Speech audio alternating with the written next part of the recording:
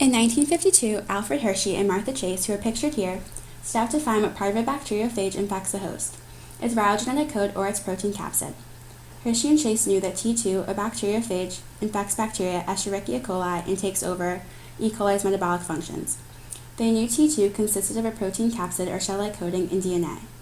Their experiment determined whether the protein component of T2 or its DNA infected the cell, which then indicated the true genetic material.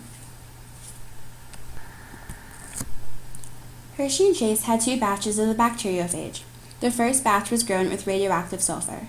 The radioactive sulfur labeled the protein but not the DNA. The second batch was grown with radioactive phosphorus. The radioactive phosphorus labeled the DNA but not the protein.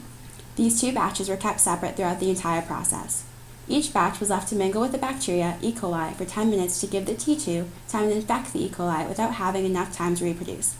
After 10 minutes, the two separate batches of infected bacteria were put into a blender and then into a centrifuge to separate the lighter virus from the heavy bacteria.